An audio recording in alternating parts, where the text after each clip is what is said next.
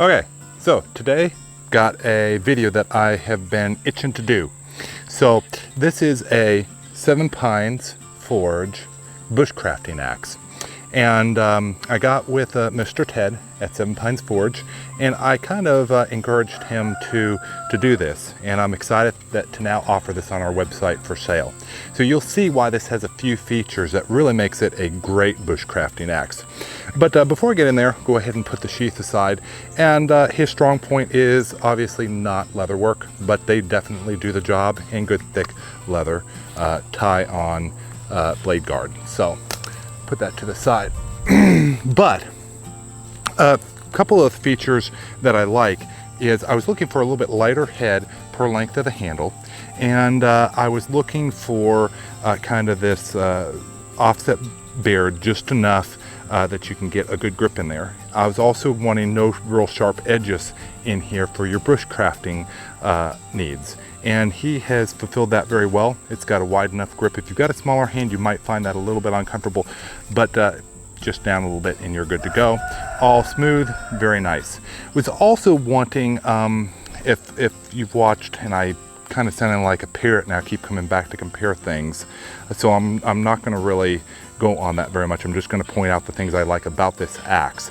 But the Aka and the Wetterling's Les Stroud Bushman's axe. Okay, so you've got the wide head, you've got the fairly steep grind, and that bites real well while keeping the strength here. Okay, enough said on that. You've got the hammer pull to give you just a little bit more utility in the axe, and that's kind of a neat feature. But Mr. Ted gets real good forging lines. I'm pretty happy. You can obviously tell that's hand forged here in the USA, and he's got very tight, if you kind of get up here closer, you can see very tight lines. I'm pretty happy with that, as well as I am with most of his forging. So as far as the fit and finish goes there, make sure and check him out. The handle length, and I set my grab that handle length here, is going to be about 23 inches. And sorry for my fading out there. Apparently the grip ruler does not handle coolant very well. Had that sit next to my mill. Does not handle coolant very well. But anyways, I'm gonna go ahead and get to chopping, and then I'll give you a few ideas as I get down. I've got here that I'm gonna start with is a willow. Now willow is obviously not a very hard wood, so I'm expecting it to eat this up pretty good. Willow, a few interesting facts on willow.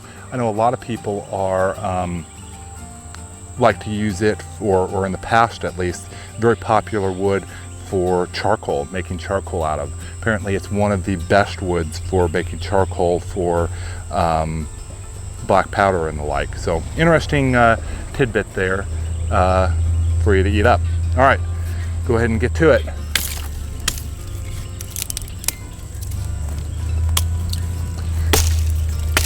Obviously a little bit more weight to the head, I can tell right off, as compared to, say, the Bushman or the Aka.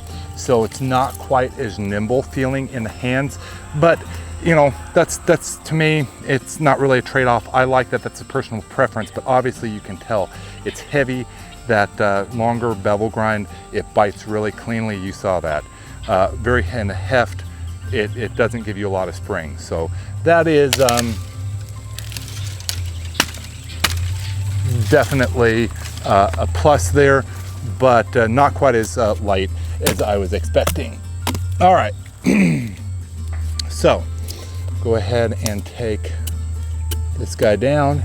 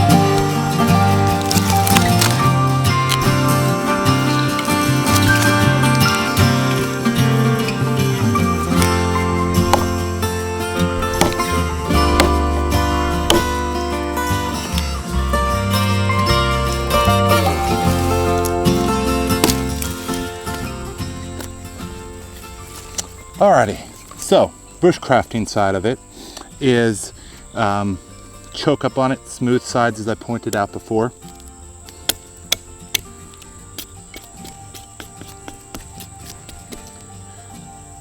A little bit tighter bevel gives you that good bite to it, so you can choke up and get that good kind of bite. Really like that. That is a great feature on this. So I'm gonna go ahead and final closeout. Thoughts are, if you're looking for a bushcraft axe in the larger size, this 7-pine bushcrafting axe is amazing. If you're looking for something on the smaller size, might not work for you. It does have a bit of a heft. I'm gonna guess that the head weight, I didn't put it on the scale, but I'm gonna guess that it's gonna be around 1.75 pounds, maybe pushing 2 pounds. So not quite as nimble as some of my favorites, but that's a personal preference thing. You could tell as I was limbing, that added weight, just bam, bam, bam, bam. So had a little bit less vibration there. That's a good thing. Of course, when you go to pull that back up, it's gonna give you a little bit more of a workout. Always trade-offs in life. So I would definitely recommend it. Recommend all of Ted's work at 7 Pines Forge.